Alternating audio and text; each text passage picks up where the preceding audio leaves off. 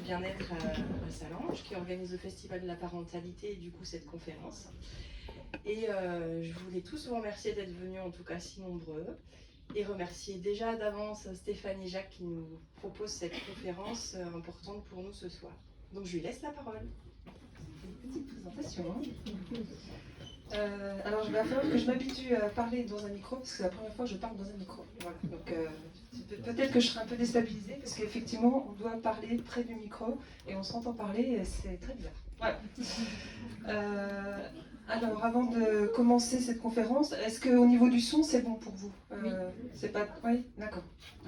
Pas que ça vous agresse et vous dites...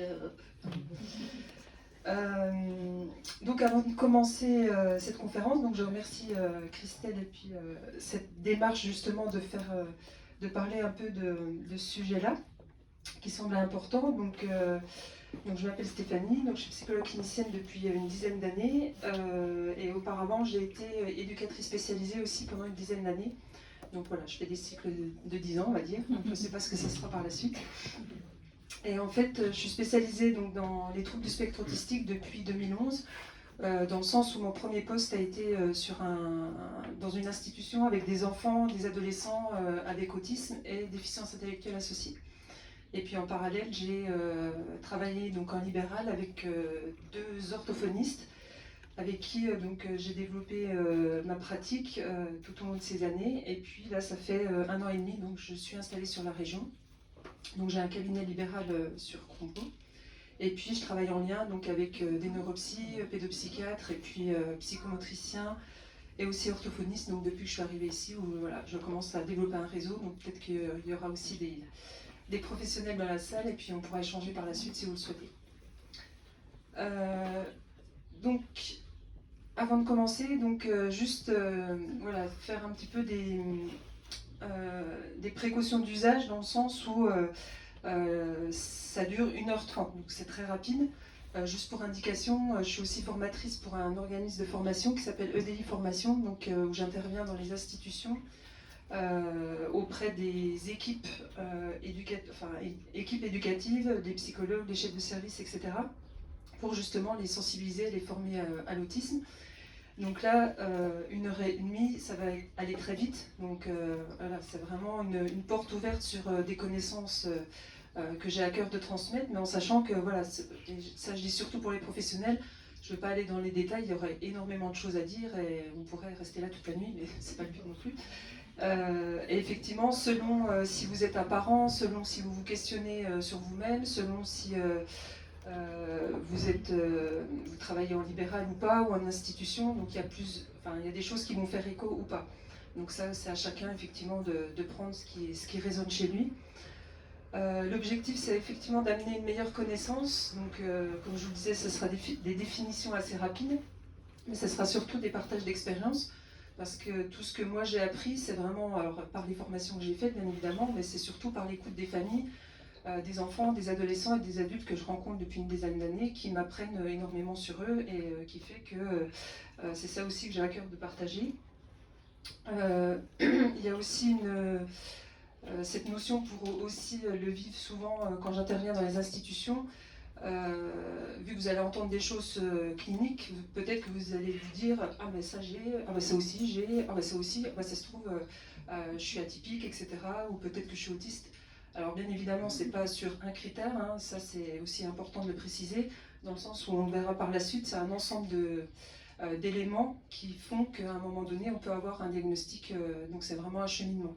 Donc bien évidemment, avant d'avoir un profil atypique, on est tous des êtres humains, on a tous une histoire, et qui fait qu'avant d'avoir un diagnostic, on est déjà une personne. Et c'est pas parce que vous allez entendre des éléments cliniques que forcément ça va être en lien avec une problématique particulière. Donc on avait prévu de 19h30 à 21h environ, et puis après donc, il y aura un petit temps d'échange, et puis aussi pour les questions bien sûr, si vous le souhaitez. Alors je voulais commencer, parce que c'était un vrai défi de résumer en 1h30, donc je l'ai dit au départ, dans le sens où il y a beaucoup de choses, et c'était viser l'essentiel pour que ça puisse aussi vous amener peut-être sur des réflexions ou des perspectives pour la suite.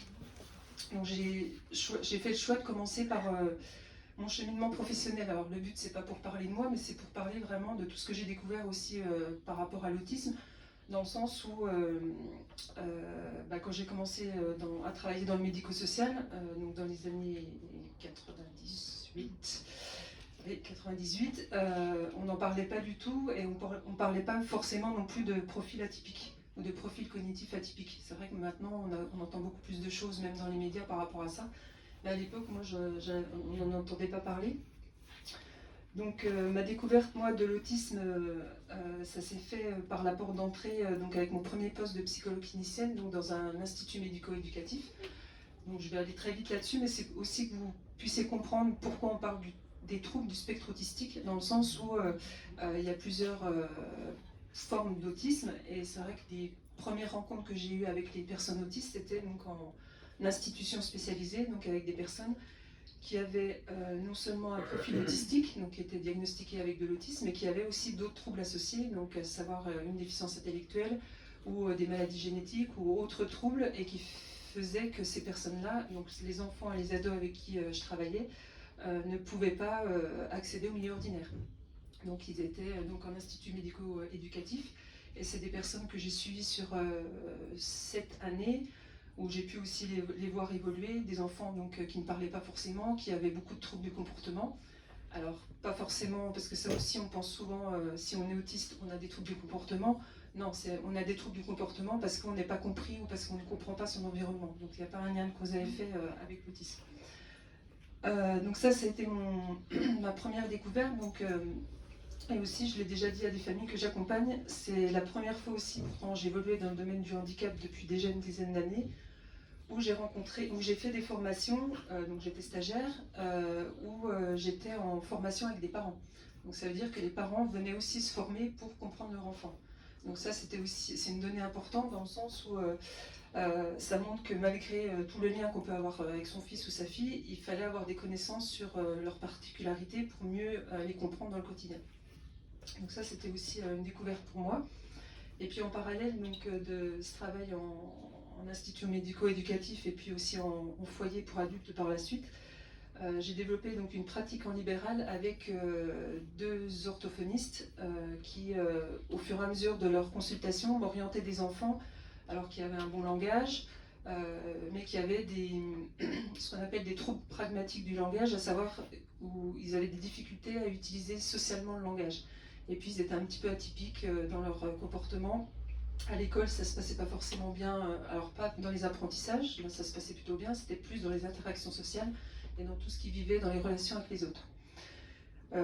Donc ce premier public, alors à l'époque, on le verra après, on appelait, c'était le syndrome d'Asperger ou syndrome d'Asperger ou autisme de haut niveau, sans déficience. Donc les premiers enfants que j'ai rencontrés et adolescents, c'était la plupart des garçons.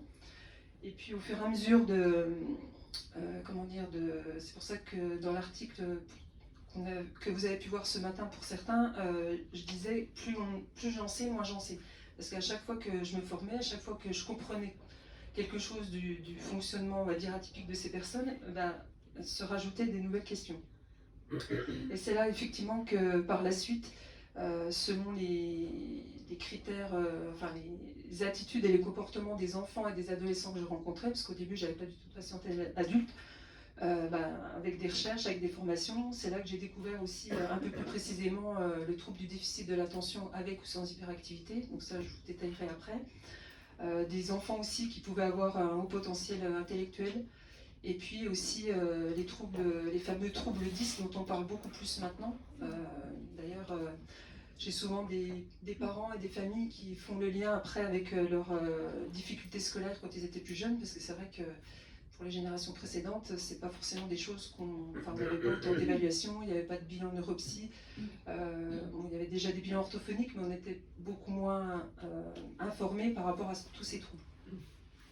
Et puis par la suite, j'ai commencé à avoir des sollicitations, donc enfants, ados, et puis après des petites filles pour lesquelles, au départ, je ne faisais pas forcément le lien avec un éventuel trouble du spectre autistique. Et puis effectivement, grâce à des recherches, d'autres formations, je me suis rendu compte que l'autisme au féminin se déclinait de manière encore différente que chez les garçons. Donc ça aussi, je vous en parlerai en détail.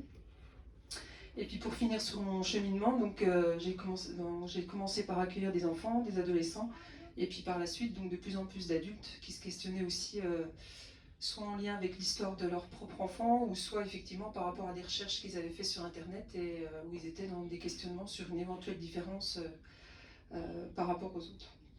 Donc du coup, ce qu'on va voir aussi, c'est le visible et l'invisible. C'était le titre de la conférence, dans le sens où il y a vraiment, c'est souvent représenté dans le domaine de l'autisme, cette partie visible de l'iceberg. On voit des comportements, des attitudes qu'on ne comprend pas, et en fait, il y a souvent du sens et des explications, mais dès lors qu'on ait des connaissances et des formations. Et puis j'avais rajouté le petit mot humilité, dans le sens où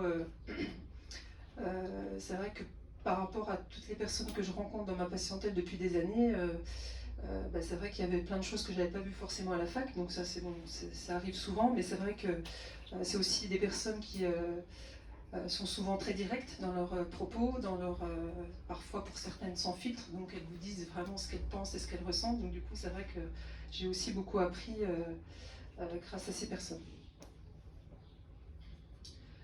Donc dans le titre, on avait mis autisme au pluriel, en sachant que donc, dans les classifications internationales, on parle maintenant du trouble du spectre autistique.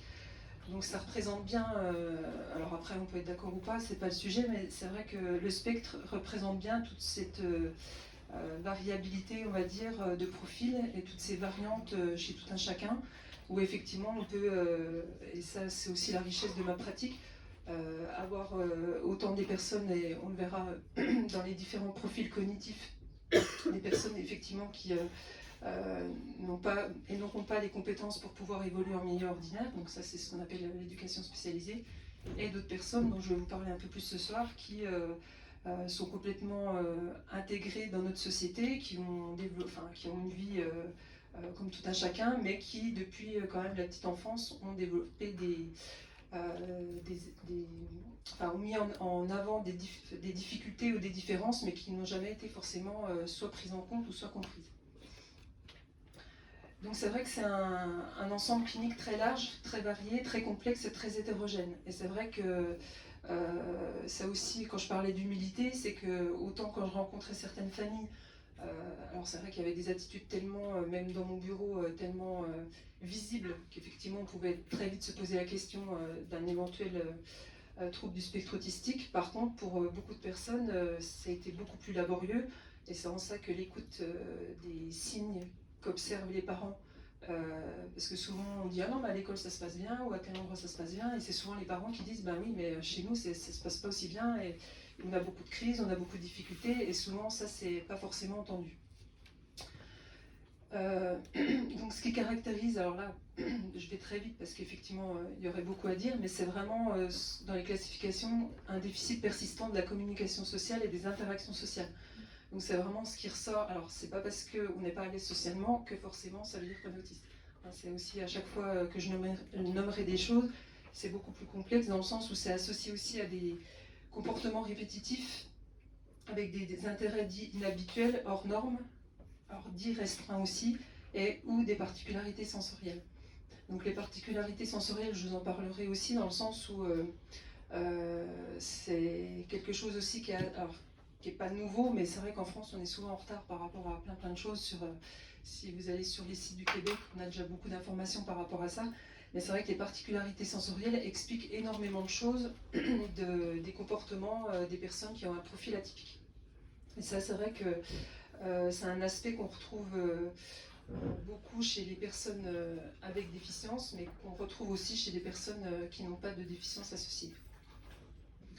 Donc j'ai essayé de faire un petit récapitulatif très rapide pour que vous ayez cette vision du spectre. Donc on peut avoir donc différents profils cognitifs, donc c'est ce qu'on va évaluer grâce au bilan neuropsychologique. C'est pour ça que moi je travaille beaucoup avec les neuropsys, dans le sens où c'est elles ou eux qui vont évaluer éventuellement un quotient intellectuel, et puis avec d'autres tests qu'ils utilisent, tout ce qui concerne le fonctionnement cognitif au sens large des personnes. Donc effectivement, on peut avoir, pour certaines personnes, une déficience intellectuelle légère, moyenne à sévère. Donc là, c'est les personnes dont je vous parlais, avec qui j'ai travaillé en IME, en foyer pour adultes. Et puis, pour d'autres, donc on peut avoir un quotient intellectuel dans la moyenne, voire supérieur. On peut avoir aussi, en termes de profil langagier, donc vous pouvez avoir des personnes avec autisme qui n'ont pas du tout le langage, ou alors qui n'avaient pas le langage dans la petite enfance et qui ont pu parler au cours de leur vie. Ça aussi, personne ne peut le prédire, hein, parce qu'on dit souvent un diagnostic n'est pas un pronostic. Parce que ça aussi, il y a eu des dérives par rapport à certains professionnels, hein, dans le sens où on a pu entendre votre enfant ne parlera jamais ou ne pourra pas apprendre telle ou telle chose. En fait, ça, on ne peut pas le savoir. Donc c'est vraiment, on va dire, l'importance du diagnostic, mais ça ne présage pas de l'avenir de l'enfant. Donc on peut avoir des personnes donc, qui sont sans langage ou le langage présent mais il n'est pas ou peu fonctionnel. Et puis on peut avoir aussi des personnes qui ont un langage tout à fait ordinaire mais qui est peu utilisé ou trop. Et ça, dans ma patientèle, j'ai vraiment vu que il y avait vraiment des variantes surtout avec les adolescents, certains avec qui j'ai, on va dire, ramé, dans le sens où ils ne parlaient pas beaucoup, voire pas du tout. Donc ça aussi, c'est tout un apprentissage et puis un travail à faire avec eux. Et puis d'autres, justement, qui étaient plutôt dans ce qu'on appelle une logorée, donc à beaucoup parler et puis à avoir besoin d'être contenus aussi, cadrés, parce qu'effectivement, ils n'arrivaient pas à gérer tout ce qu'ils avaient à dire. Et puis on a l'aspect sensoriel, donc alors ça c'est aussi intéressant en termes de...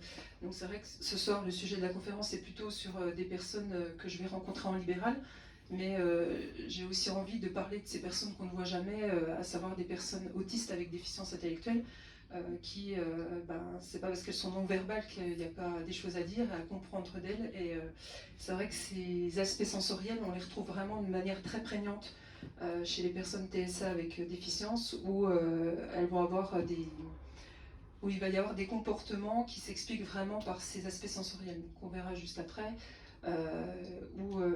Pour exemple, moi j'avais des enfants qui avaient des attitudes vraiment très atypiques, voire dangereuses pour eux-mêmes, des enfants qui se jetaient par terre pour se faire mal, qui pouvaient s'automutiler ou se taper, etc. Et en fait, il y avait une origine sensorielle que nous, on n'avait pas élucidée, et puis les origines aussi somatiques.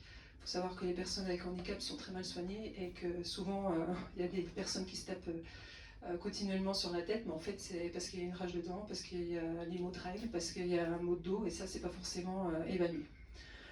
Et puis pour les autres, donc les personnes que je rencontre en cabinet qui ont aussi des particularités sensorielles, souvent elles n'en ont pas conscience, ou elles se sont adaptées justement à l'environnement sans même s'en apercevoir. Donc ça c'est aussi une démarche qu'on a avec les psys, neuropsys et puis les psychomotriciens quand ils sont formés à avoir cette démarche de découverte sensorielle de comment les personnes vivent l'environnement au niveau sensoriel. Et puis surtout, les personnes que je rencontre en libéral, vu qu'elles ont une intelligence ordinaire, elles ont vite compris depuis la petite enfance ce qu'on avait le droit de faire, pas dire, etc. Donc il y a beaucoup de stratégies qui sont mises en place depuis tout petit.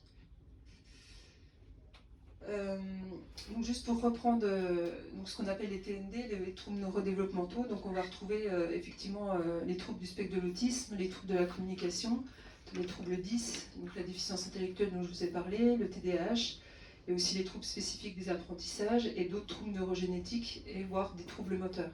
Donc là pareil, hein, c'est très résumé et puis tout ça peut se combiner, d'où l'importance quand on se pose des questions sur une différence, c'est d'explorer, on va dire, tous les aspects au niveau psychomoteur, au niveau orthophonique, au niveau neuropsy, et de ne pas cibler qu'un aspect, parce qu'effectivement, c'est un ensemble de choses qui peuvent amener à un diagnostic. Donc tout ce qui concerne, on va dire, ces termes qu'on connaît de mieux en mieux et qu'on emploie de plus en plus. Alors là aussi, il y a beaucoup de représentations sociales. On est assez champion en France pour dire oui, c'est un effet de mode, il n'y a que des HPI, il y a de plus en plus d'enfants autistes, etc. Alors bien évidemment, personne n'est à l'abri d'erreurs de diagnostic, hein, ça existe aussi, mais ce qu'on sait aussi maintenant, c'est qu'on affine aussi les bilans sont beaucoup plus affinés, et puis effectivement les professionnels sont de plus en plus formés, et puis les familles sont de plus en plus aussi informées. Donc forcément, c'est l'intérêt aussi de faire des démarches quand on se pose des questions. Donc il y a vraiment une constellation de signes évocateurs dans le sens où les signes qu'on va observer chez son enfant, alors ça c'est pas moi qui le dis, c'est beaucoup de familles que j'ai accompagnées où c'était pas forcément entendu. Oui, mais si vous vous inquiétez trop, c'est un garçon, il prend son temps. Oui, mais faut le laisser évoluer. Oui, mais s'il parle pas, c'est pas grave, etc. Donc c'est vrai qu'il y a souvent une banalisation des observations cliniques et des familles. Et il y a souvent un cheminement complexe dans le sens où, c'est pas un côté plus facile que l'autre, mais moi pour avoir travaillé beaucoup en IME, où effectivement les enfants, là aucun médecin ne disait il n'y a rien, parce qu'effectivement les signes étaient tellement massifs que forcément toute l'orientation, enfin à l'école ça ne pouvait pas se faire, et l'orientation se faisait assez rapidement en milieu spécialisé. Par contre, il y a des enfants donc, qui sont en milieu ordinaire, et qui rencontrent des difficultés. Alors ça peut être, il n'y a pas que un fonctionnement cognitif atypique, bien évidemment, mais qui se traduisent par des attitudes spécifiques qu'on va voir juste après et qui interpellent les parents ou les professionnels.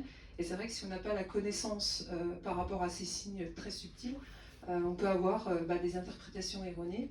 Et puis souvent, on retrouve une errance diagnostique quand même, et parfois sur plusieurs années. Là, je pense encore à des personnes, là surtout les adultes qui me disent, qui vont voir des psychiatres et à qui on dit, mais non, vous n'êtes pas autiste en 10 minutes, alors que bon, personne ne peut dire à quelqu'un vous êtes ou vous n'êtes pas autiste. Il faut bien évidemment faire des démarches et des évaluations. Donc ça, l'errance diagnostique, moi je l'ai vraiment découverte dans mon ancien cabinet où effectivement les personnes me renvoyaient que enfin, surtout avec mes collègues orthophonistes où elles avaient repéré des signes cliniques, enfin on les écoutait sur des attitudes de leur enfant et de leur adolescent. Donc ça montre aussi quand même qu'il y a encore des sensibilisations à faire par rapport à ça.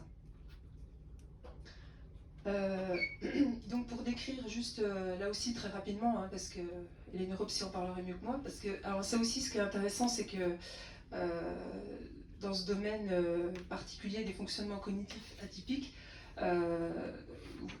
vous sortez aussi un peu de votre cadre. Moi j'ai pas une formation de neuropsychologie, mais j'ai dû me former aussi à ces aspects-là pour mieux comprendre aussi et mieux accompagner les personnes au niveau psychologique. Donc en fait, le haut potentiel intellectuel, c'est un quotient intellectuel qui est évalué donc, avec des tests, donc le WISC-5 et la VICE pour les adultes, qui met en avant un quotient supérieur ou égal à 130, en sachant que le quotient n'est pas toujours interprétable, mais en tout cas ce qui est intéressant, il y a aussi beaucoup de représentations erronées sur les bilans de neuropsy en disant à quoi ça va servir, moi j'ai pas envie d'avoir un chiffre, ça étiquette, puis après on va me mettre dans une case. Oui, après, c'est pas que un chiffre, dans le sens où les bilans de neuropsy amènent une meilleure connaissance de son fonctionnement cognitif, et c'est toujours intéressant de savoir comment on fonctionne au niveau de la mémoire, de l'attention, etc. Et c'est toujours, en tout cas, les personnes que j'ai rencontrées là depuis 1 an et demi me disent la même chose, ça m'a apporté plein de choses en termes de compréhension. Après, on me dit tout le temps aussi, et les professionnels avec qui je travaille le disent, c'est qu'un bilan neuropsy, c'est une photographie à un moment donné, c'est pas non plus, c'est pas tout, ça ne représente pas tout ce que vous êtes, bien évidemment. Donc ça aussi, c'est démystifier un peu tout ce qui est aspect neuropsy, dans le sens où ça montre aussi des choses très intéressantes sur soi. On peut retrouver donc une hypersensibilité émotionnelle et sensorielle, souvent une pensée en arborescence, avec des idées qui vont très vite sur pas mal de sujets. Des questionnements existentiels qu'on peut observer chez les tout petits, qui posent vraiment des questions auxquelles on n'aurait pas pensé à leur âge. On peut retrouver aussi une hyperactivité cognitive, avec une pensée aussi souvent intuitive, une empathie, une curiosité, une adaptation. Et puis après, il y a souvent un manque d'estime de soi. Donc ça, le manque d'estime de soi, j'ai envie de dire, on le retrouve souvent chez tout un chacun, qu'on soit atypique ou pas. Mais en tout cas, c'est des enfants qui Pareil, dans l'expression de leur particularité, il y a des enfants qui peuvent s'ennuyer à l'école, qui ne supportent pas l'école, il y en a qui sont très bien à l'école. Donc là aussi, c'est des généralités dans le sens où, suivant la personne que vous allez rencontrer, selon son histoire et selon qui est l'enfant, ça va être très variable d'un enfant, d'un ado ou d'un adulte à l'autre. Donc ça, c'est... Et puis pareil, je pense notamment aux... Je rencontre beaucoup de personnes qui ont eu un diagnostic de potentiel intellectuel et qui ne se retrouvent pas forcément ou qui se posent des questions par rapport à ça, et puis d'autres pour qui c'est une souffrance, pour d'autres pas du tout. Enfin voilà, il n'y a pas non plus de pronostic sur quand on a fait un bilan, de comment on va le vivre et de ce qu'on va en faire par la suite. Donc il y a aussi ce trouble du déficit de l'attention, donc avec ou sans hyperactivité. Donc c'est aussi, il fait partie aussi des troubles neurodéveloppementaux. Donc il y a ceci 3 dimensions cliniques, donc l'inattention, l'impulsivité et l'hyperactivité ou pas. Donc là aussi c'est vraiment important d'explorer cet aspect dans le sens où il y a aussi, enfin, les enfants aussi ont évolué, le cerveau des enfants a évolué et surtout leur environnement a évolué. Donc on est quand même dans un monde hyper stimulant. Je ne parlerai pas des écrans bien évidemment, je ne parlerai pas non plus d'environnement où on est tout le temps hyper stimulé au niveau sensoriel. Mais n'empêche qu'à part ça, il y a aussi des enfants qui ont vraiment des problèmes réels d'inattention. Donc cette difficulté à maintenir leur attention dans la durée, donc ça se retrouve souvent au niveau de l'école. Cette impulsivité aussi, incapacité à attendre pour prendre la parole ou à différer une action, difficulté aussi à gérer leurs émotions et à garder leur calme, et puis cette hyperactivité qu'on peut retrouver avec un besoin sans cesse incessant de bouger. Donc ça aussi c'est à explorer dans le sens où par rapport à tout ce qui est inattention, je pense notamment ça aussi, il y a beaucoup d'a priori. Alors, c'est pas parce qu'on vous diagnostique un trouble du déficit de l'attention avec hyperactivité que forcément vous allez avoir besoin de médicaments. Mais pour certains, ce sera peut-être une nécessité. Donc là aussi, il n'y a pas de règle par rapport à ça, dans le sens où moi j'ai suivi des enfants qui avaient eu un TDAH diagnostiqué et qui ont pu composer et qui, avec l'aide des accompagnements qu'ils avaient, ont pu canaliser tout ça. Et puis pour d'autres, où malgré tout ce que la famille avait mis en place avec les professionnels, ils ont eu besoin d'un médicament. Et le médicament, alors c'est jamais facile, hein, parce que bon, on n'a pas forcément envie d'avoir cette démarche, mais moi j'ai vraiment le témoignage d'enfants qui ont pu me dire ben, enfin j'arrive à apprendre. Et surtout, j'arrête de me faire engueuler par tout le monde, parce qu'effectivement, quand vous bougez tout le temps et que vous coupez la parole et que voilà, votre cerveau n'arrive pas à inhiber tout ce qui devrait, c'est quand même très compliqué au niveau du quotidien. Donc voilà, donc après on parlera de comment ça peut se combiner effectivement avec le TSA. Donc le haut potentiel intellectuel, le trouble du déficit de l'attention avec ou sans hyperactivité, et puis les troubles 10. Donc là pareil, hein, les troubles 10 c'est pas mon domaine, c'est plutôt le domaine des orthophonistes, mais pour avoir travaillé plus de 10 ans avec elles, c'est tout ce qu'on connaît maintenant des troubles de la lecture, de l'expression écrite, des mathématiques, de la coordination et du langage.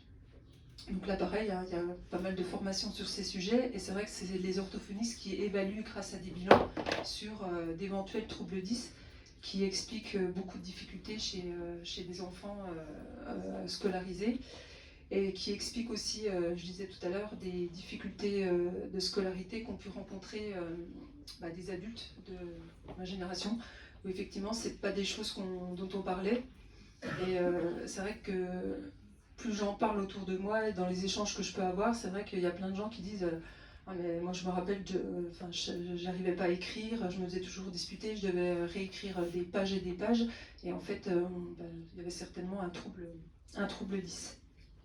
Alors à l'heure actuelle, c'est mieux connu, c'est mieux appréhendé, mais quand même, il y a encore des personnes, des instituts ou des profs qui n'ont pas suffisamment cette connaissance. Alors de plus en plus, parce qu'il y a plein de formations, mais c'est vrai que moi je me suis vue en libéral avoir des demandes de parents qui demandaient un écrit de la psy pour qu'on arrête de faire réécrire à l'enfant tant que le bilan n'était pas fait par l'orthophoniste pour justement arrêter de lui faire réécrire ce qu'il avait déjà eu qui a du mal à écrire une première fois. Donc les troubles 10, ça on en parlera à la fin, c'est par rapport aux évaluations, vers quel professionnel aussi se tourner pour tout ce que je vous nomme là. Donc le trouble du spectre autistique sans déficience intellectuelle. Donc c'est vraiment une différence dite invisible qui est due à une structuration cérébrale, à un fonctionnement neurologique particulier. Et c'est ça souvent qui est compliqué quand on n'a pas les connaissances, c'est que le langage et le développement cognitif sont généralement préservés. Donc l'intelligence est normale, voire parfois supérieure. Et c'est juste que les voies neuronales prennent des chemins différents. Donc ça aussi, hein, dans toutes les formations que je peux faire, on le détaille et puis on va très loin pour expliquer à quoi c'est dû. En termes d'appellation, vous avez peut-être entendu aussi autisme de haut niveau. Parce que c'est vrai qu'il y a eu pas mal de reportages, d'émissions médiatisées qui parlaient de haut niveau, Asperger, etc. En fait, c'est juste pour définir le trouble du spectre autistique sans déficience intellectuelle. Voilà. Après, il n'en reste pas moins qu'il y a toujours ce qu'on retrouve de commun chez les personnes avec autisme, c'est un manque de savoir-faire social. Donc voilà, ça c'est une... Alors, on peut aussi avoir un manque de savoir-faire social en étant tout à fait typique, mais ce que je veux dire par là, c'est que ça va se décliner différemment, et puis les personnes aussi, comme elles en parlent, nous donnent des indications justement sur cet aspect-là.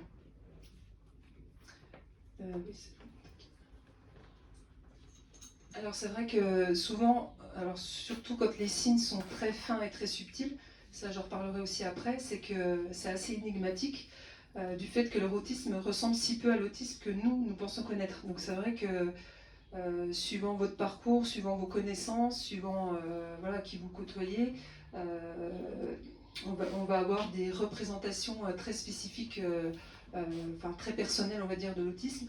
Et moi mon parcours c'était l'éducation spécialisée, travailler dans un IME, et quand on m'a orienté pour la première fois des enfants en cabinet, où je me disais, il parle, ça va bien à l'école, il a quand même des copains, bon, il est un peu sans filtre, et puis il parle un peu beaucoup, mais je voyais pas forcément l'autisme, comment moi je me le représentais, et comment moi je le connaissais au quotidien en IME.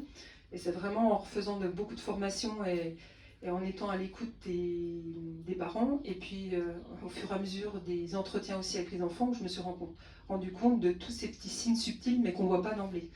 Et j'ai vraiment plein d'exemples en tête, mais je pense surtout à une petite fille qui était vraiment, pour moi, en apparence tout à fait ordinaire. Et plus j'écoutais la maman sur des détails très subtils, plus je me rendais compte que oui, il y avait des choses à creuser. Et c'est vrai que c'est la première fois où moi j'ai vu un signe, c'est quand elle a fait ce qu'on appelle le flapping, parce qu'elle était très contente de refaire un jeu avec moi, et en fait elle l'avait toujours contenu, parce qu'elle avait déjà intégré que ça se faisait pas. Donc du coup, c'est aussi tous ces signes qui sont pas forcément évidents, et c'est aussi pour rassurer les parents, parce qu'il y a plein de parents qui disent mais ça on n'a pas vu, ou ça je l'ai pas perçu, mais parce que les parents ont aussi une faculté d'adaptation intuitive qui fait qu'il y a plein de choses qui peuvent paraître atypiques à quelqu'un d'extérieur, mais pour les parents, on dit il est comme ça, ou nous on s'est adapté, etc. Donc ça, il y a vraiment aussi cette adaptation normale, j'ai envie de dire, qui est naturelle, et qui fait que c'est aussi parfois difficile pour les parents et l'entourage de repérer ces signes. Donc là, c'est ce que je vous disais juste avant, hein, leur bon niveau intellectuel, le vocabulaire, la manière aussi active d'initier le contact, parce qu'il y a aussi beaucoup de représentations erronées sur, je l'ai même entendu de professionnels qui disent il ne peut pas être autiste, il regarde dans les yeux, ou elle ne peut pas être autiste, elle a envie de communiquer. Oui, les personnes autistes ont envie de communiquer, c'est juste qu'elles ne savent pas comment faire, et souvent elles abandonnent parce qu'elles se sont pris tellement de remarques sur non, il ne faut pas faire ci, il ne faut pas faire ça, qu'après elles n'initient plus le contact parce qu'elles ne savent plus comment faire. Donc c'est vrai qu'elles n'ont pas forcément l'intuition sociale, et puis cette intuition sociale, on verra aussi, ça se travaille dans le sens où tout ce que nous on a appris de manière intuitive, on va dire, naturelle, en termes de communication verbale et non verbale, les personnes autistes doivent l'apprendre de manière intellectuelle. Donc ça, c'est tout un cheminement pour les professionnels qui travaillent avec eux. Il y a toutes des techniques aussi pour apprendre ce qu'on appelle les habiletés sociales et pour être plus à l'aise, on va dire, dans le relationnel. Donc en termes on va dire, d'aspect clinique, on va observer des difficultés dans le domaine des relations et des interactions sociales pour des enfants qui vont avoir du mal à se faire des amis. Ils ont du mal à comprendre les règles tacites de conduite sociale. Ils ont aussi du mal à attribuer aux autres des pensées, des intentions. Je pense notamment à un exemple, c'est des enfants souvent qui racontent ce qu'ils ont vécu à l'école et puis ils s'énervent parce que vous ne comprenez pas ce qui... Et en fait, ils ne vous donnent pas suffisamment d'éléments contextuels pour que vous compreniez. Donc ça aussi, j'ai appris avec eux à reposer des questions en disant mais toi t'étais dans la cour, est-ce que moi j'étais dans la cour d'école? Je pense à Lucas qui me disait bah non, t'es pas dans mon école. J'ai dit bah comment je peux savoir qu'il s'est passé ça si tu me donnes pas tel ou tel élément. Donc ils ont vraiment du mal, c'est ce qu'on appelle la théorie de l'esprit, à se mettre à la place de l'autre pour justement interagir. Pour certains, alors là pareil, hein, c'est des grandes généralités, il y aurait à aller dans les détails. Soutenir une conversation qui ne concerne pas directement leurs propres intérêts, c'est difficile parce qu'ils ont souvent des intérêts restreints et c'est pas forcément qu'ils ne s'intéressent pas à ce que vous dites, mais souvent ils ne savent pas comment interagir sur des sujets qu'ils ne maîtrisent pas. Donc ça c'est aussi une particularité. Et puis interagir et s'ajuster au contexte social, c'est surtout nouveau, c'est très difficile pour eux et c'est souvent pour ça que les familles sont souvent jugées sur une mauvaise éducation en disant bah voilà, votre enfant n'est pas bien éduqué. Bah, c'est pas qu'il n'est pas bien éduqué, c'est qu'effectivement s'ajuster ou interagir dans un contexte différent est difficile pour lui. On peut aussi observer des particularités dans la communication verbale et non verbale. Donc, ce qu'on nomme la prosodie, donc tout ce qui est au niveau de la mélodie, du rythme de la voix. Donc c'est vrai que vous avez des enfants qui, ça se voit moins chez les petites filles, je trouve, quoique ça dépend, mais vous allez avoir peut-être un ton assez monocorde avec pas suffisamment de variantes et de variations et de différences d'intonation. On peut avoir aussi un débit ou un niveau sonore très différent, donc des enfants qui parlent très fort et qui ont du mal à ajuster ou pas suffisamment fort et qui ont du mal à ajuster aussi au contexte. Pour certains, ils peuvent avoir un langage parfois précieux, ils ont le souci d'utiliser le mot exact. Ils ont aussi beaucoup de difficultés à comprendre les métaphores, le sens figuré, l'ironie, les blagues. Il y a beaucoup d'enfants qui ne comprennent pas les blagues et les doubles sens. Et puis, oui, les métaphores, ça aussi, j'ai beaucoup travaillé sur cet aspect-là. Ils ont en fait une compréhension littérale des termes. Je pense notamment à toutes les expressions qu'on a. Les carottes sont cuites. Pourquoi les carottes sont cuites? Voilà, parce qu'ils ne comprennent pas. Ils disent bah non, il n'y a pas de carottes, on n'est pas en train de cuisiner. Et il y a toute cette difficulté donc, de compréhension du langage. Donc c'est pas une difficulté intellectuelle, mais c'est vraiment tout ce qui est métaphorique. Il y a aussi des difficultés dans la réciprocité sociale et émotionnelle. Donc ça aussi, hein, c'est des choses qui, en tant que professionnels, qui s'affinent au fil du temps sur comment ils sont dans la manière d'interagir aussi avec vous en tant que professionnel, mais aussi avec les parents ou avec les personnes extérieures. Et puis pour certains, il peut y avoir une gestuelle particulière, avec un contact visuel qui peut être absent ou furtif, ou trop présent. Là aussi, vous avez plein de cas de figure différents, où vous avez des enfants qui sont dans l'évitement du regard, et d'autres qui sont justement dans un regard très très présent. Donc ça aussi c'est très variable d'une personne à l'autre. Donc on a ces fameux intérêts atypiques dits restreints, donc, qui peuvent être parfois répétitifs et qui peuvent être envahissants, qui sont restreints en nombre ou très forts en intensité aussi. Ça peut même devenir obsessionnel pour une chose, une activité, un sujet particulier, donc ça peut changer, ça évolue bien évidemment. Alors là aussi, hein, on pourra en discuter sur qu'est-ce qui fait la différence entre un intérêt restreint et puis une passion. Chez les neurotypiques, hein, ça aussi c'est d'autres débats, mais voilà, il y a aussi beaucoup d'ados autistes qui m'ont renvoyé des choses par rapport à ça. Oui, on me dit que je joue trop à mes Lego, ou je fais trop ci, je fais trop ça, mais effectivement, quand on est passionné par quelque chose, mais bon, dans le milieu dit ordinaire, ça passe, mais pour d'autres, ça passe moins. Donc ça dépendre. Après, souvent, ce qui interpelle, c'est que c'est des intérêts atypiques. Alors j'ai mis Louis XIV, c'est pas pour rien, c'est le premier enfant que j'ai rencontré qui était passionné de Louis XIV. Donc il avait 7 ans, donc c'est vrai que voilà, quand vous avez un enfant de 7 ans qui interagit avec vous et qui ne vous parle que depuis 14, ça vous interpelle. Voilà. Donc j'ai appris beaucoup. Mais à un moment donné, et c'est en ça que j'ai appris aussi avec les enfants, c'est que bien évidemment il faut être à l'écoute, mais pour certains enfants, à un moment donné, il faut cadrer aussi, parce que sinon j'aurais fait que des entretiens où on aurait parlé de l'histoire, mais bon, c'est les parents qui venaient avec leur fils ne venaient pas pour ça.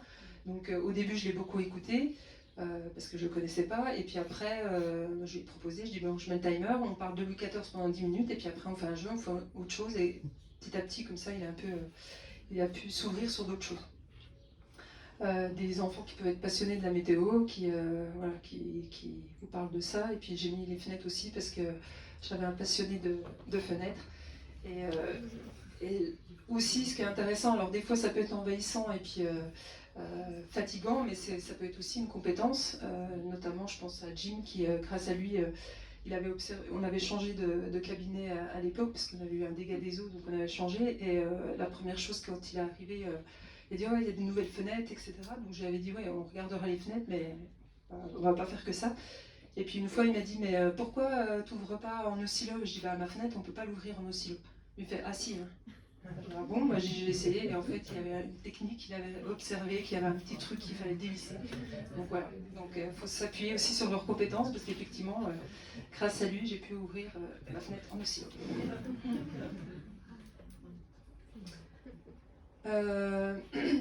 Donc effectivement, pour aussi avoir cette vision globale, et là pareil, je vous renvoie à des sites comme l'INSERM ou l'Institut Pasteur. On sait maintenant que l'autisme, c'est une expression comportementale atypique due à des connexions cérébrales différentes. Donc j'ai essayé d'employer aussi des termes qu'on puisse s'approprier, parce que c'est vrai que c'est pas simple dans ce domaine-là. Donc il y a une forte implication de facteurs génétiques.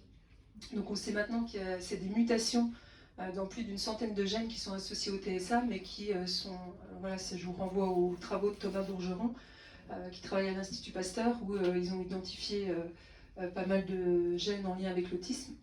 Mais comme il le dit, il n'y a pas une caractéristique au niveau cognitif, neurofonctionnel, neurobiologique, neurochimique ou encore génétique qui soit partagée par toutes les personnes avec autisme. Et c'est ça aussi qui fait ce spectre aussi large, parce qu'effectivement, l'humain est très complexe, le cerveau aussi est très complexe, et puis effectivement, on a encore beaucoup de choses à connaître, et ce que je vous dis là aujourd'hui, dans 5 ans, dans 10 ans, dans 20 ans, ça va bien évidemment encore évoluer par rapport à tout ça.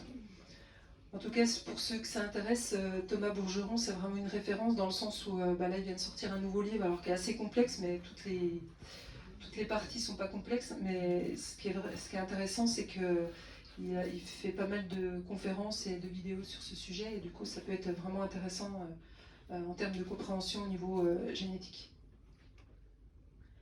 Je vais regarder en même temps, oui, c'est bon, ça se vite. Donc en termes de caractéristiques comportementales de ce qu'on peut observer, ça je l'ai vraiment aussi travaillé avec mes collègues orthophonistes sur la pragmatique du langage. C'est vraiment tout ce qui concerne l'utilisation sociale du langage. Et ça, je pense à ma collègue Sophie avec qui j'ai travaillé pendant plusieurs années, où elle-même a dû améliorer sa pratique, où les tests pour lesquels elle était formée n'analysaient pas forcément la pragmatique du langage. Donc il y a la fameuse grille de Bishop, qui est une grille, un questionnaire qui est destiné aux parents, justement pour voir comment l'enfant utilise le langage social. Et ça aussi, je l'ai vraiment découvert, vu que ces enfants en général sont curieux, ont envie d'apprendre, et puis ont un bon niveau intellectuel, enfin ont des compétences. Ils utilisent plein de termes, et ça, c'est un de mes formateurs qui m'avait dit vérifie toujours s'il comprend ce qu'il dit. Et c'est vrai qu'en termes de définition, souvent il y a des copier-coller, il y a des... Alors c'est bien, c'est ajusté au contexte, mais si on me demande mais ça veut dire quoi ça? Ah bah je sais pas, je l'ai vu dans une BD, ou je sais pas, je l'ai lu à la télé, ou j'ai entendu mon papa dire ça, etc. Donc ça c'est vraiment aussi intéressant à vérifier. Et puis aussi souvent ça amène des interprétations. Je pense notamment à un enfant que j'ai suivi qui était à l'école, et il n'avait pas voulu faire une rédaction, et il avait écrit je ne ferai pas la rédaction parce que je suis quelqu'un de mystérieux. Donc ça m'a affolé la maîtresse, elle avait convoqué les parents. Et puis en fait, en cherchant avec lui, donc on peut chercher aussi des origines psychologiques, etc. Puis en fait, il dit, ben, j'avais pas compris le sujet. Et puis ça, il me dit, mais si, j'avais vu dans Tom Tom et Nana, cet homme qui à un moment donné, il dit, je fais pas ça parce que je suis mystérieux. Donc oui, mais il faut toujours chercher, hein, parce qu'il y a souvent des... Voilà. Aussi, ce qu'on constate, c'est que les personnes autistes ont appris avec le temps à repérer la manière dite normale de parler et parce que effectivement, elles observent et puis elles arrivent souvent à s'en approcher. Et puis, quand elles ont des stéréotypies gestuelles, je pense notamment à un jeune que j'ai accompagné au lycée où la première année d'internat, ben, c'est vrai qu'il se contenait parce qu'il savait que c'était très mal vu, parce que lui, il avait besoin de, voilà, quand il était trop stimulé au niveau sensoriel, il avait besoin de courir, de bouger, et puis de bouger les mains comme ça. Et ben, il savait très bien que s'il faisait ça devant ses copains, il allait être stigmatisé. Donc du coup, on avait vu avec l'infirmière si sur les temps de pause, enfin les temps de récré, temps de pause du lycée, il pouvait aller à l'infirmerie pour justement voilà, bouger un peu par rapport à son besoin sensoriel, parce que bien évidemment, c'est encore très mal vu en société. Voilà, si vous êtes dans la rue ou si vous êtes dans la cour d'école et que vous avez besoin de courir d'un coup, ça passe pas en général, hein, c'est seulement ce qui se passe. Mais pourtant, c'est vraiment un besoin. Donc ce qui est important aussi, c'est là aussi il y a beaucoup de fausses représentations sur les personnes autistes n'ont pas envie de communiquer, elles s'en moquent de ne pas avoir d'amis, etc. En fait, ben, si, elles ont envie de communiquer avec les autres, mais sauf qu'elles ne maîtrisent pas la façon de faire, et puis c'est souvent maladroit.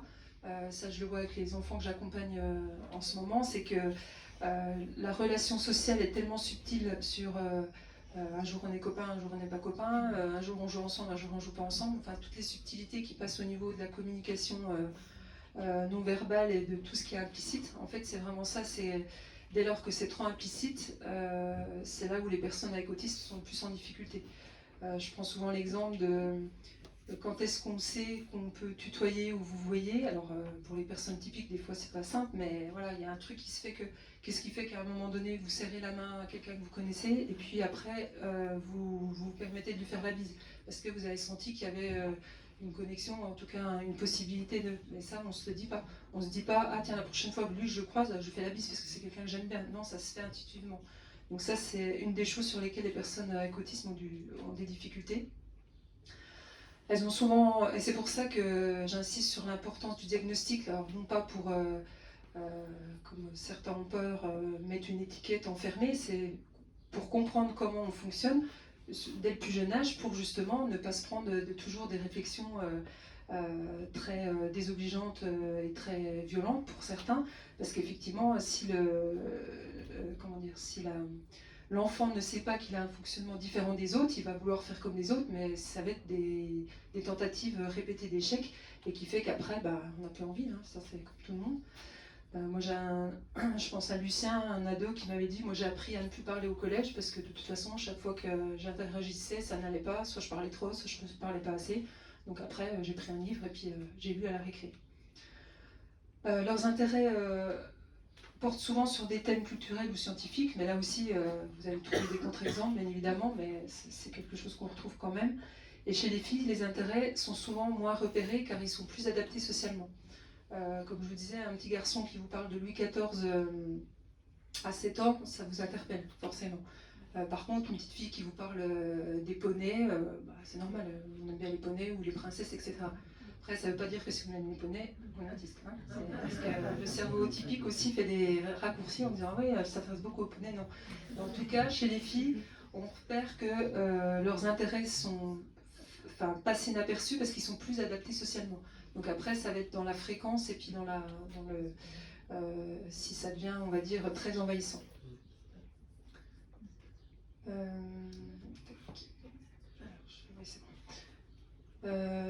Donc oui, les aspects pragmatiques de la communication. Bon, ça, je l'ai déjà je l'ai un peu dit, mais oui, c'est cette phrase qui me semblait intéressante, c'est que il faut faire une distinction entre l'impulsion pour parler et l'impulsion pour communiquer. Et ça a souvent été confondu, et on voit bien que c'est les signes subtils dont je vous parle. Et moi-même, il y a 10 ans en arrière, je disais, bah, il parle bien, donc je ne vois pas ce qu'il y a comme difficulté. Et au bout d'un moment, en fait, on se rend compte que c'est parler pour parler, c'est pas forcément communiquer, c'est pas forcément pour interagir avec l'autre. Et ça, chez des personnes, on met un peu de temps à s'en rendre compte.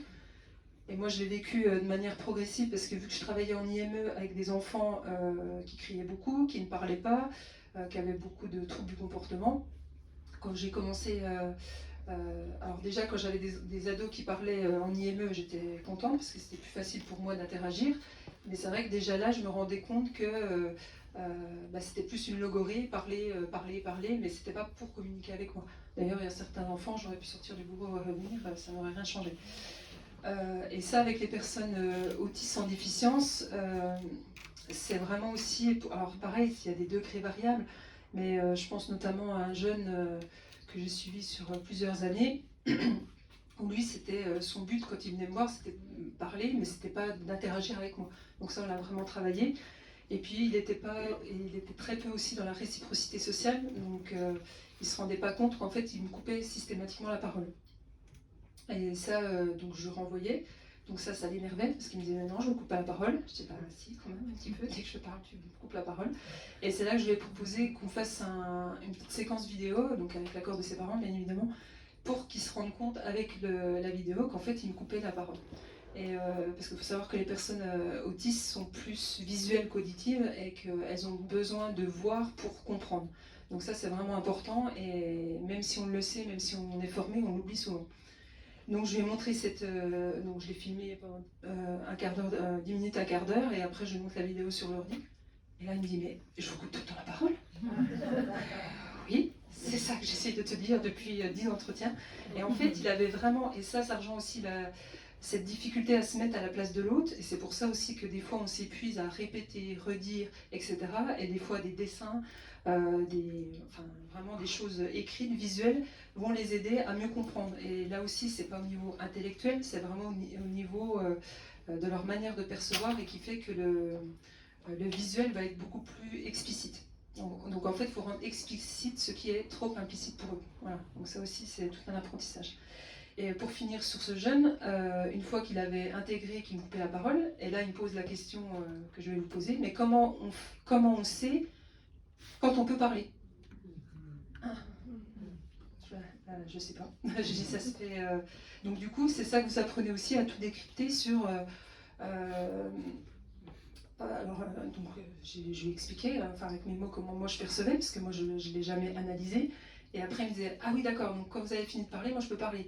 J'ai dit oui, donc on va essayer. Donc on l'a fait sur plusieurs entretiens. Donc au début il disait, je peux parler? Je dis oui, mais alors on va essayer de faire autrement, parce que si tu lèves le doigt, puis il me dit oui, mais comment je sais? Donc après, je dis, bah toi, il y a ma voix qui descend un peu, ou là, je parle un peu moins. Alors c'est vrai que j'ai tendance à parler beaucoup, donc c'est pas simple. Et du coup, on a vraiment travaillé sur cette réciprocité sociale. Alors pareil, qui est très subtile, qui prend beaucoup de temps. Ça se fait pas en 2 entretiens. Mais j'ai eu la chance de voir les résultats, parce que je l'ai suivi sur 6 années. Il était aussi accompagné par un CESAL, un service d'éducation spécialisé. Et quand je suis allée à une de ses dernières synthèses, on faisait le point sur son évolution, parce qu'il était en milieu ordinaire, avec un accompagnement éducatif. Mais là, j'ai pu voir qu'il était beaucoup plus à l'écoute, qu'il était beaucoup plus dans la réciprocité, et surtout qu'il coupait moins la parole, parce qu'il a appris aussi à jauger tout cet aspect-là. Mais ça s'apprend, ça ne vient pas naturellement. Donc voilà, cette impulsion pour parler et impulsion pour communiquer, à différencier, est vraiment aussi très importante à observer. Donc là, pareil, très vite, parce que je vois le temps qui passe. Donc les particularités cognitives, c'est ce dont je parle quand je donne des formations pour EDI, c'est que, alors là pareil, je ne les ai pas détaillées parce que ça prendrait trop de temps.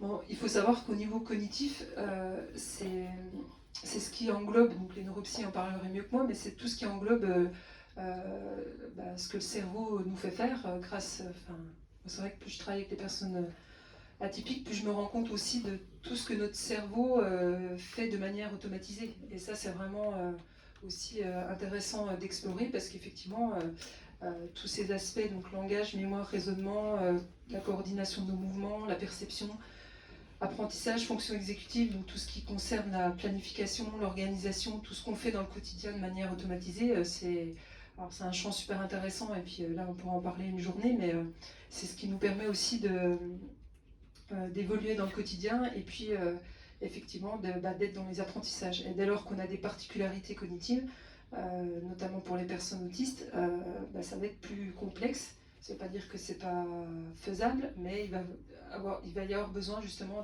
d'accompagnement spécifique. Donc les particularités cognitives sont souvent associées à un traitement sensoriel aussi atypique. Et ça, c'est vrai que moi, ça a été une révélation quand j'ai fait ces formations il y a 6-7 ans, sur le fait que chez les personnes autistes, on se centrait vraiment sur comment la personne est dans sa relation à l'autre. Et en fait, avec ce schéma que j'ai repris du CRA de Besançon, c'est que beaucoup de personnes ont un traitement sensoriel atypique, donc forcément, ça va avoir une répercussion sur tout ce qui est attitude corporelle, communication, état émotionnel. Et évidemment, ça va influer sur la relation à l'autre. Je vous donne des exemples concrets. Alors là, c'est en IME, mais ça peut être aussi pour une personne qui est en milieu ordinaire. Un jeune, on pouvait interpréter qu'il n'aimait pas être près du groupe, à côté des autres. Enfin, il n'aimait pas être avec les autres. Et en fait, c'est pas qu'il n'aimait pas être avec les autres, c'est que lui, il avait une hypersensibilité au niveau tactile. Donc, en fait, il observait, il s'éloignait parce qu'il avait peur qu'on le touche. Et du coup, il attendait que tout le monde s'installe pour pouvoir lui s'installer, pour être sûr de ne pas être touché. Et quand j'allais discuter avec sa maman lors d'un entretien, elle m'avait dit, mais vous savez, moi, depuis tout petit, il ne supportait pas le contact corporel, tactile, etc. Et même quand on est chez nous, il attend que je sois assise sur le canapé pour venir s'asseoir, parce que c'est pas qu'il m'aime pas ou qu'il veut pas être à côté de moi, mais il a vraiment cette peur d'être touché. Donc en fait, tous les aspects sensoriels vont vraiment nous indiquer des choses très concrètes. Ça, j'insiste parce que c'est pas forcément encore très connu. Donc, on peut être hyper ou hyposensible, et donc dans tous les sens, donc au niveau auditif, visuel, gustatif, olfactif et tactile.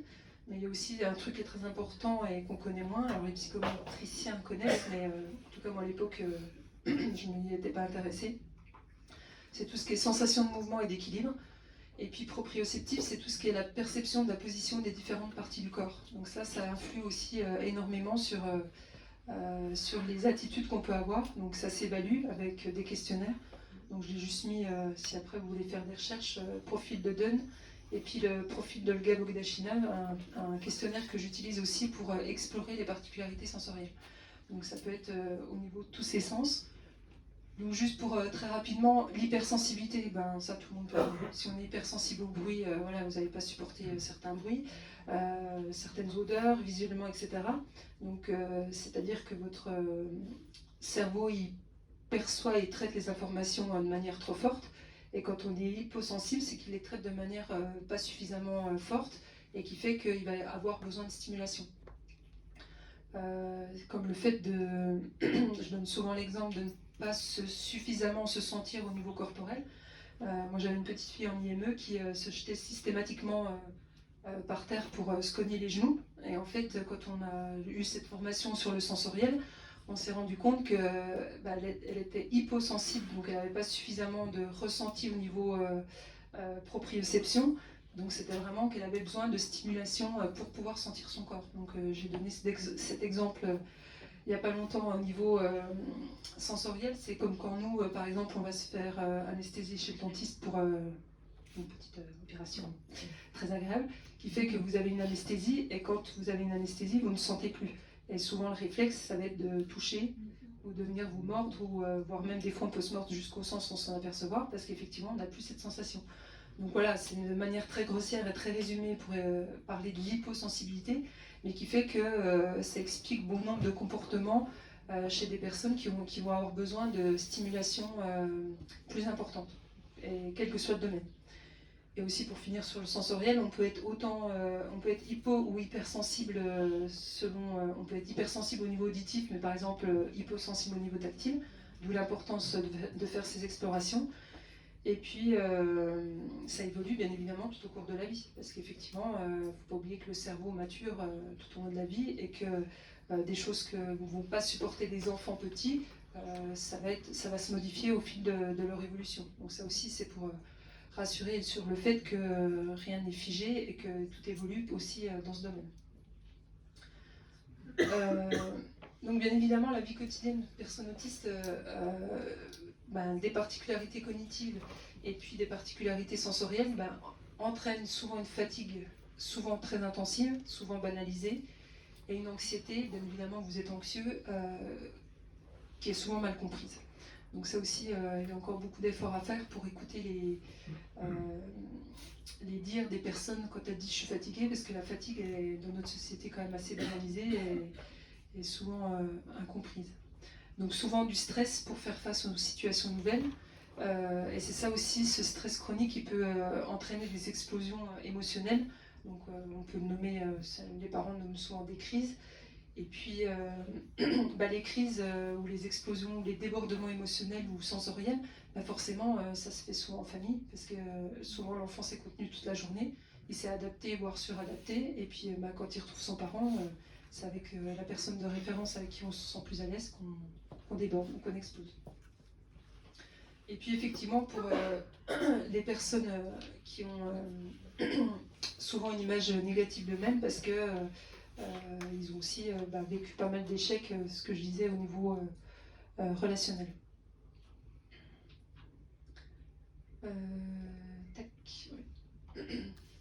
Donc il y a aussi bien évidemment plein de bons côtés, hein. Je pense notamment, toutes les personnes que j'ai rencontrées sont souvent affligés du comportement des neurotypiques, comme on est appelé, sur le fait que ils sont souvent une grande honnêteté, ils ont une fidélité dans les rapports humains, beaucoup de fiabilité et de loyauté. C'est souvent des personnes aussi qui ont une absence de préjugés, qui sont beaucoup plus ouvertes sur plein de sujets, qui ont un sens pour la justice sociale et l'intégrité, sur les règles aussi, c'est aussi quand ils sont petits, le respect des règles, hein, de l'heure, des règles, etc. L'attention aux détails, une capacité de trouver des solutions originales à des problèmes, une perception aussi et une mémorisation qui leur permettent d'exceller dans certains métiers. Et c'est vrai que, en général, pas que pour les personnes autistes, mais on est souvent centré sur les déficits et ce qui ne va pas plutôt que sur ce qui marche bien.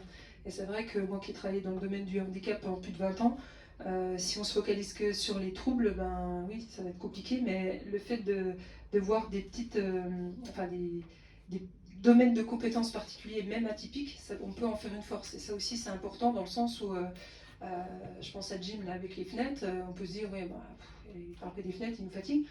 Peut-être qu'un jour, je sais pas, il va inventer des fenêtres qui vont révolutionner nos fenêtres, on ne sait pas. Donc voilà, je me dis, il y a vraiment aussi à pas toujours voir du côté envahissant, alors bon, sauf dans une certaine mesure, mais de se dire que ah tiens c'est intéressant parce qu'il se focalise là-dessus et ça peut lui amener aussi des compétences pour plus tard. Et puis surtout ce qu'on retrouve, et ça par rapport à l'image négative qu'ils ont souvent d'eux-mêmes, et je pense notamment aux adolescents que j'accompagne, c'est qu'ils ont vraiment une volonté de s'adapter à la norme, au prix d'efforts considérables qui sont vraiment, je leur dis souvent, vous êtes des héros parce que voilà, tout ce qu'ils doivent apprendre à l'école, plus tout ce qu'ils doivent apprendre dans les interactions avec les autres, plus tout ce qu'on leur dit de non, faut pas faire comme si tu rentres dans les yeux, non, tu fais, etc. C'est quand même, il faut une sacrée énergie pour s'adapter effectivement à la dite norme. Je voulais aussi vous parler des particularités au niveau de l'autisme féminin. Donc ce que moi j'ai découvert par la suite, c'est que comme je disais tout à l'heure, j'ai rencontré des petites filles où, là encore, j'ai appris avec les parents sur le fait que les signes étaient encore tellement plus subtils que quand je comparais aux garçons, je me disais, non, je vois pas où il pourrait y avoir un éventuel autisme. Et en fait, effectivement, les petites filles ont une stratégie de caméléon. Souvent, elles ont le contact visuel plus soutenu que les garçons. Elles ont des intérêts sociaux plus développés. Elles ont vraiment envie d'avoir des copains, des copines, voilà. Elles ont des intérêts intenses plutôt qu'inhabituels, donc c'est vraiment, comme je disais tout à l'heure, la musique, la littérature, les animaux, mais vu que c'est plus adapté socialement, ça passe plus inaperçu.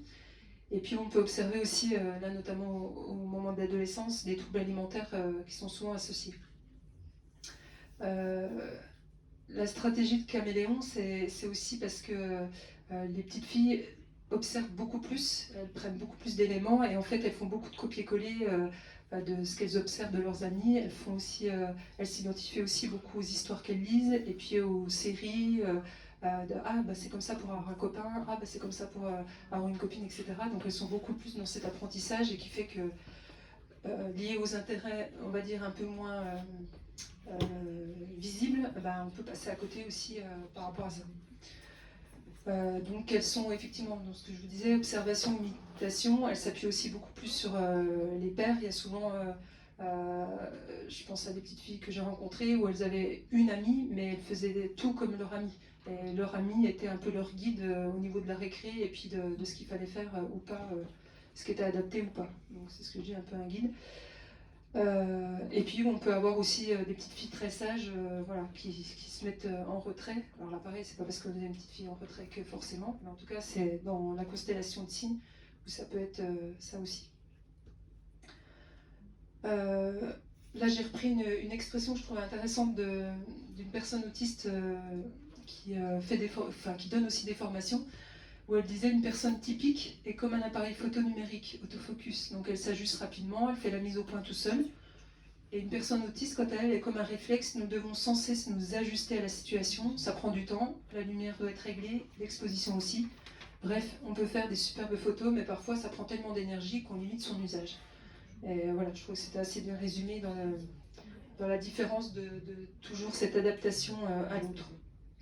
Donc là, il avait fait un petit montage que j'ai repris, donc c'est sur Aspi Conseil, où effectivement il y a tout ça à prendre en compte, comment je suis attentif, mon aspect sensoriel, comment je suis dans la communication non verbale, est-ce que je comprends ou pas l'implicite, tout ce qui est réciprocité sociale, les pensées parasites aussi qui peuvent être compliquées, la fatigabilité et puis les intérêts spécifiques. Et qui fait que tout ça va influer sur la relation à l'autre.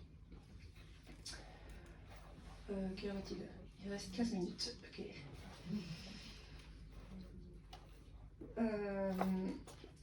Alors, par rapport à tout ce qu'on a vu, donc, comme je vous ai dit, hein, c'est très généraliste, hein, il y aurait beaucoup à détailler. Par contre, ce qui m'intéressait aussi, c'était souvent on se pose la question, est-ce qu'il y a un intérêt ou pas d'une démarche diagnostique ? Ça, c'est propre à chacun, dans le sens où il y a plein de personnes atypiques autour de nous qui ne seront jamais diagnostiquées et qui vivent très bien. Et voilà, c'est pas une obligation non plus. Après, ce qui est intéressant, et ça je l'ai vraiment découvert aussi en accueillant de plus en plus de patients adultes, où effectivement les premières personnes que j'ai rencontrées, bah, c'est souvent un moment d'effondrement, on va dire psychique, physique, psychologique. Alors c'est pas parce qu'on fait un burn-out que forcément on avait un fonctionnement atypique et qu'on était autiste sans le savoir, bien évidemment. On peut faire un burn-out sans qu'il y ait de lien avec ça. Par contre, avec beaucoup de femmes que j'ai rencontrées, quand on a investigué, et des hommes aussi, on s'est rendu compte qu'il y avait quand même des atypicités, mais qui n'avaient pas été reconnues ni entendues, voire même qui n'étaient pas conscientisées, dont la personne elle-même n'avait pas conscience. Donc ça aussi, c'est tout un travail à faire avec la personne. Et puis effectivement, ce qui est intéressant dans une démarche diagnostique, donc, c'est de faire des bilans. Donc on a parlé de bilan psychologique, neuropsychologique, pour les enfants orthophoniques, et puis aussi tout ce qui est psychomotricité au niveau corporel, c'est intéressant, et aussi de faire ces évaluations.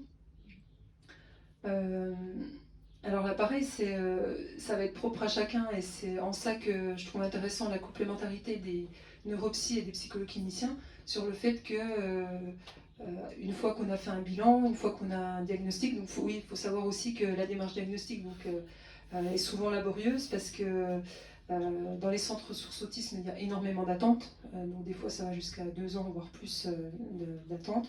Et puis en libéral, quand on tombe sur des professionnels formés qui peuvent interagir avec d'autres professionnels, c'est plutôt chouette, mais c'est pas tout le temps le cas non plus. Il y a encore beaucoup de professionnels qui ne sont pas suffisamment formés. Et puis il faut savoir que les psychologues, les neuropsychologues, on peut poser que des hypothèses diagnostiques, et après c'est le médecin, ça peut être un médecin traitant ou un psychiatre, qui va confirmer ou pas les évaluations et poser le diagnostic médical. Donc là pareil, il n'y a pas de règle, c'est est-ce qu'on en parle ou pas, donc ça va être différent si on a un enfant, un adolescent ou un adulte. Je pense à des enfants où en général ça se passe beaucoup mieux en classe quand c'est expliqué aux instituteurs et puis bien évidemment quand c'est expliqué aux autres enfants. Parce que c'est pas, il est juste bizarre, c'est que voilà, il ne fonctionne pas comme nous, mais maintenant on sait pourquoi. Donc ça c'est hyper important. En parler ou pas, ben là ça va dépendre aussi de l'âge. Je pense à des ados que j'ai accompagnés, les parents et lui, je pense à un jeune, ils avaient fait le choix d'en parler au lycée. Par contre, le jeune avait refusé d'en parler à l'auto-école. Il avait dit non, je ne veux pas dire que je suis autiste, voilà, ils verront bien. Donc du coup, voilà, après j'ai dit, ben, il y a peut-être des trucs qui seraient bien d'expliquer parce que voilà, c'était compliqué, mais voilà, c'est vraiment aussi un cheminement. Après, les professionnels, nous on peut conseiller, accompagner, mais c'est vraiment à la personne de sentir ce qui est bon et juste pour elle, parce que ça aussi c'est important. Et puis après, la boîte à outils, les perspectives d'accompagnement, ben là pareil, il n'y a pas de règle, c'est chacun dans son domaine de compétences. Moi j'accompagne des personnes où je renvoie sur, on va dire, de la remédiation cognitive, où je trouve que c'est plus approprié qu'il y a un suivi neuropsy, où il y a aussi des priorités à délimiter, je pense notamment aux enfants, parce que quand ils vont à l'école voir la psy, l'orthophoniste, la psychomote, et puis éventuellement l'ergothérapeute, il y a un moment donné, il faut faire des choix aussi, donc tout est important, mais c'est aussi à la famille, avec l'enfant, de savoir ce qui est prioritaire pour lui.